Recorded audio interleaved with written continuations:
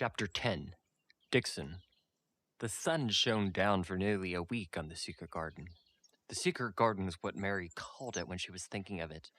She liked the name, and she liked still more the feeling that when its beautiful old walls shut her in, no one knew where she was. It seemed almost like being shut out of the world in some fairy place. The few books she had read and liked had been fairy books, and she had read The Secret Garden in some of the stories. Sometimes people went to sleep in them for hundreds of years, which she had thought to be rather stupid. She had no intention of going to sleep, and in fact, she was becoming wider awake every day which passed in Misselthwaite. She was beginning to like to be out of doors. She no longer hated the wind, but enjoyed it. She could run faster and longer, and she could skip up to 100. The bulbs in the secret garden must have been astonished. Such nice, clear places were made around them that they all had the breathing space they wanted, and really, if Mistress Mary had known it, they began to cheer up under the dark earth and work tremendously.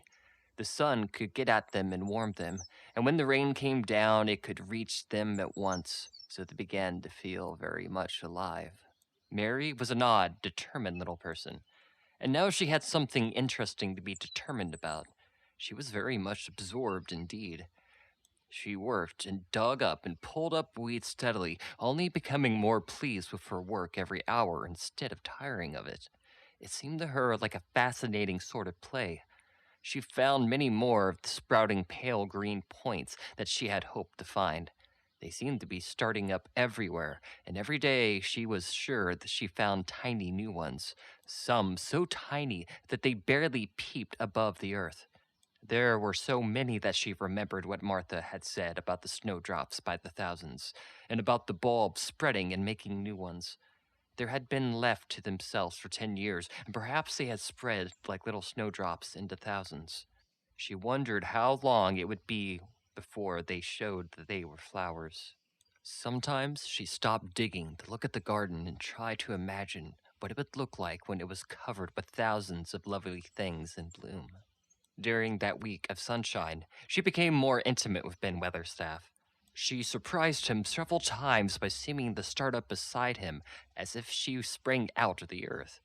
The truth was that she was afraid that he would pick up his tools and go away if he saw her coming, so she always walked towards him as silently as possible.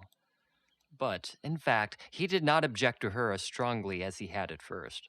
Perhaps he was secretly rather flattered by her evident desire for his elderly company. Then, also, she was more civil than she had been. He did not know that when she first saw him, she spoke to him as if she would have spoken to a native, and had not known that a cross, sturdy old Yorkshire man was not accustomed to salaam to his masters, and be merely commanded by them to do things.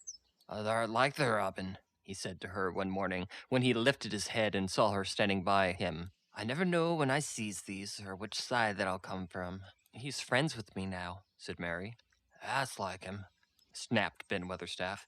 "Making up to the women folk just for vanity flightness. There's nothing he wouldn't do for the sake of showing off and flirting his tail feathers. He's as old as pride as an egg's full of meat." He very seldomly talked much, and sometimes he did not answer Mary's questions except by a grunt, but this morning he said more than usual. He stood up and rested one hobnailed boot on the top of his spade while he looked her over. "How long has I been here?" he jerked out.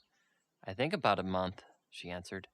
"That's beginning to do Misselthwaite credit," he said. "Thou's a bit fatter than I was, and not quite so yellow. That looked like a young plucked crow when I first came into the garden.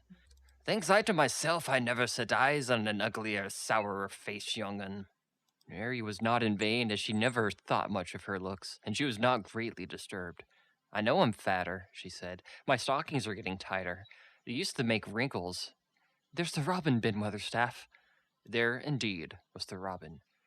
And she thought he'd looked nicer than ever. His red waistcoat was as glossy as satin, and he flirted his wings and tail, and tilted his head, and hopped about with all sorts of lively graces. He seemed determined to make Ben Weatherstaff admire him, but Ben was sarcastic. "Aye, there thou art," he said. "Thou can put up with me for a bit sometimes when thou's got no one better. and that's been reddening up my waistcoat and polishing thy feathers for 2 weeks. I know what tha's been up to. Tha's courting some young madam somewhere, telling lies to her about being the finest cock robin in Misselmore, and ready to fight the rest of them." "Oh, look at him!" exclaimed Mary. The robin was evidently in a fascinating, bold mood. He hopped closer and closer, and looked at Ben Weatherstaff more and more engagingly. He flew onto the nearest currant bush and tilted his head and sang a little song right at him. "Thou thinks thou get me over by doing that," said Ben Weatherstaff, wrinkling his face up in such a way that Mary felt he was trying not to look pleased. "Thou thinks no one can stand out against thee. That's what thou thinks." The robin spread his wings. Mary could scarcely believe her eyes. He flew up right to the handle of Ben Weatherstaff's spade and aligned the top of it. Then the old man's face wrinkled itself slowly into a new expression. He stood still, as if he were afraid to breathe, as if he would not have stirred for the world, lest his robin should start away. He spoke in a quiet whisper. "Well, I'm danged," he said as softly as if he were saying something quite different. "That knows how to get a chap, that does. That's fair unearthly. That's so knowing." And he stood without stirring, almost without drawing his breath, until the robin gave another flirt of his wings and flew away. Then he stood and looked at the handle of the spade, as if there might be magic in it. And then he began to dig again, and said nothing for several minutes. But because he kept breaking into a slow grin now and then, Mary was not afraid to talk to him. "Have you a garden of your own?" she asked. "No. I'm a bachelor and lodge with Martin at the gate." "If you had one," said Mary, "what would you plant?" "Cabbages, and taters, and onions." "But if you wanted to make a flower garden," persisted Mary, "what would you plant?" "Bulbs and sweet-smelling things, but mostly roses." Mary's face lighted up. "Do you like roses?" she said. Ben Weatherstaff rooted up a weed and threw it aside before he answered. "Oh, yes, I do. I was learned by a young lady when I was a gardener, too. She had a lot in the place that she was fond of, and she loved them like they was children. Robins. I've seen her bend over and kiss 'em." He dragged out another weed and scowled at it. "That were as much as 10 year ago." "Where is she now?" asked Mary, much interested. "Heaven," he answered, and drove his spade deep into the soil, according to what the parson says. "What happened to the roses?" Mary asked again, more interested than ever. "They were left to themselves." Mary was becoming quite excited. "Did they die?" "Do roses quite die when they are left to themselves?" she ventured. "Well, I got to like 'em, and I liked her. And she liked 'em," Ben Weatherstaff admitted reluctantly. "Once or twice a year I'd go and work 'em a bit, prune 'em and dig 'em out the roots. They run wild. They was rich in soil, and some of 'em lived." "When they have no leaves and look gray and brown and dry, how do you tell if they're dead or alive?" inquired Mary. "Wait till the spring gets to 'em. Wait till the sun shines in the rain and the rain falls in the sunshine, and they'll find out." "How? How?" cried Mary, forgetting to be careful. "Look at the twigs and the branches. If that's seeing a bit of brown lump swelling here and there, watch for it after the warm rain and see what happens." He stopped suddenly and looked curiously at her eager face. "Why does that care so much about roses and such all of a sudden?" he demanded. Mistress Mary felt her face glow red. She was almost afraid to answer. I want to play that I have a garden of my own," she stammered. There's nothing for me to do. I have nothing, and no one." "Well," said Ben Weatherstaff slowly as he watched her, "that's true. That hasn't." He said it in such an odd way that Mary wondered if he was actually a little sorry for her. She had never felt sorry for herself. She had only felt tired and cross because she disliked people and things so much. But now the world seemed to be changing and getting nicer. If no one found out about the secret garden, she could enjoy herself always. She stayed with him for 10 or 15 minutes longer and asked him as many questions as she dared. He answered every one of them in his queer grunting way, and he did not really seem cross about it, and did not pick up his spade and leave her. He said something about the roses just as she was going away, and it reminded her of the ones he had said he had been fond of. "Do you go and see the roses now?" she asked. "Not been this year. Rheumatics has made me too stiff in the joints." He said it in his grumbling voice, and then quite suddenly he seemed to get angry with her, though she did not see why he should. "Now look here," he said sharply. "Don't I ask too many questions? Thou art the worst wrench for asking questions I've ever come across. Get thee gone and play thee. I'm done talking for today." And he said it so crossly, she knew there was not the least use in staying another minute. She went skipping slowly down the outside walk, thinking him over and saying to herself that, queer as it was, here was another person whom she liked in spite of his crossness. She liked old Ben Weatherstaff. Yes, she did like him. She always wanted to try to make him talk to her. Also, she began to believe that he knew everything in the world about flowers. There was a laurel hedge walk which curved around the secret garden and ended at a gate which opened into a wood in the park. She thought she would slip around this walk and look into the wood and see if there were any rabbits hopping about. She enjoyed the skipping very much, and when she reached the little gate, she opened it and went through, because she heard a low, peculiar whistling sound and wanted to find out what it was. It was a very strange thing indeed. She quite caught her breath as she stopped to look at it. A boy was sitting under a tree, with his back against it, playing on a rough wooden pipe. He was a funny-looking boy, about 12. He looked very clean, and his nose turned up, and his cheeks were as red as poppies, and never had Mistress Mary seen such a round and such blue eyes in any boy's face. And on the trunk of the tree, he leaned against it. A brown squirrel was climbing and watching him, and from behind a bush nearby, a cock pheasant was delicately stretching his neck to peep out. And quite near him were two rabbits sitting up and sniffing with tremendous noses, and it actually appeared as if they were drawing on near to watch him and listen to the strange low little call his pipe seemed to make. When he saw Mary, he held up his hand and spoke to her in a voice almost as low and rather like his piping. "Don't thy move," he said. "It'll fright him." Mary remained motionless. He stopped his pipe and began to rise from the ground. He moved so slowly that it scarcely seemed as though he were moving at all. But at last he started on his feet, and then the squirrel scampered back up to the branches of his tree. The peasant withdrew his head, and the rabbits dropped on all fours and began to hop away, though not at all as if they were frightened. "I'm Dickon," said the boy.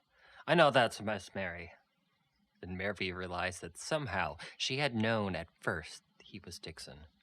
Who else could have been charming rabbits and pheasants as the natives charm snakes in India? He had a wide, red, curving mouth, and a smile spread all across his face. "I got up slow," he exclaimed, "'cause if that makes a move real quick, it startles them. A body has to move gentle and speak low when wild things is about." He did not speak to her as if they had never seen each other before, but as he knew her quite well. Mary knew nothing about boys, and she spoke to him a little stiffly because she felt rather shy. "Did you get Martha's letter?" she asked. He nodded his curly, rust-colored head. "That's why I've come." He stooped to pick something up, which had been lying on the ground beside him when he piped. "I've got the garden tools. There's a little spade and a rake and a fork and a hoe. They're good uns. There's a trowel, too. And the woman in the shop threw in a packet of white poppies and one blue skylark when I brought in the other seeds." "Will you show the seeds to me?" said Mary. She wished she could talk as he did. His speech was so quick and easy. It sounded as if he liked her and was not the least afraid she would not like him, though he was only a common moor boy in patched clothing with a funny face and a rough, rusty red head. As she came closer to him, she noticed that there was a clean, fresh scent of heather and grass and leaves all about him. almost as if he were made of them. She liked it very much, and when she looked into his funny face with the red cheeks and round blue eyes, she had forgotten she had felt shy. "Let us sit down on this log and look at them," she said. They sat down, and he took a clumsy little brown paper package out of his coat pocket.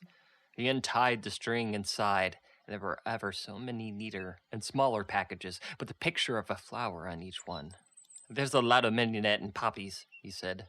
"Mignonette's the sweetest smelling thing as grows, and it'll grow whenever you cast it. Same as poppies will. Them's come up a bloom if you whistle to them.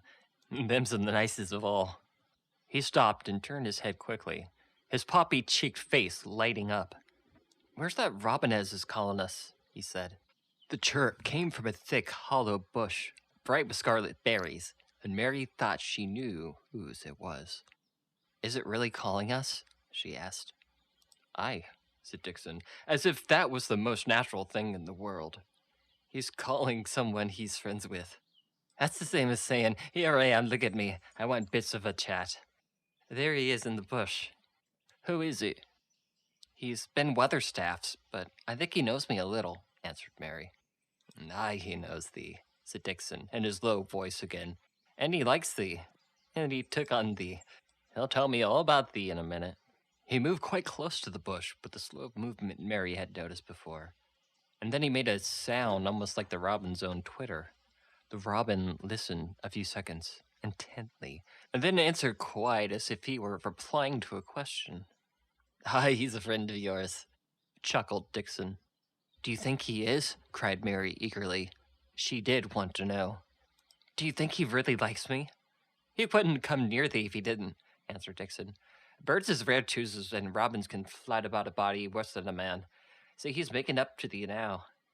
Cannot see that a chap, he is saying." And it really seemed as if it must be true. He so swidled and twittered and tilted as he hopped on his bush. "Do you understand everything birds say?" said Mary. Dixon's grin spread until it seemed all wide, red, and curved mouth, and he rubbed his rough head. "I think I do, and they think I do," he said. "I've lived on the moor long enough with them.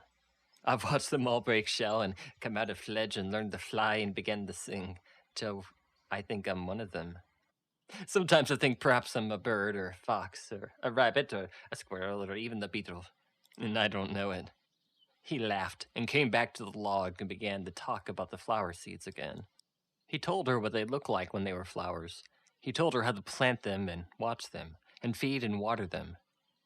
"See here," he said, suddenly turning around to look at her. "I'll plant them for thee myself. What's thy garden?" Mary's thin hands clutched each other as they lay on her lap. She did not know what to say. For a whole minute, she said nothing. She had never thought of this. She felt miserable, and she felt as if she went red and then pale. "Thou's got a bit of garden, hasn't thou?" Dickon asked. It was true that she had turned red and then purple. Dickon saw her do it, and as she still said nothing, he began to be puzzled. "Wouldn't they give thee a bit?" he asked. "Hasn't thou got any yet?" She held up her hands tighter and turned her eyes towards him. "I don't know anything about boys," she said slowly. "Could you keep a secret if I told you one?" "It's a great secret. I don't know what I should do if anyone found it out. I believe I should die," she said the last sentence quite fiercely. Dickon looked more puzzled than ever and rubbed his hand over his rough head again, but he answered quite good-humoredly. "I'm keeping the secrets all the time," he said. "If I keep another secret from all the other lads, secrets about the foxes and the cubs and the birds and the nest and the wild things' holes, there might not be safe on the moor. Aye, I can keep secrets." Mistress Mary did not mean to put out her hand and clutch his sleeve, but she did it. "I stole the garden," she said very fast. "It isn't mine. It isn't anyone's. Nobody wants it. Nobody cares for it. Nobody goes into it. Perhaps everything is dead in it already. I don't know." She began to feel hot, and as contrary as she had ever felt in her life. "I don't care. I don't care. Nobody has the right to take it from me when I don't care about it, and they don't.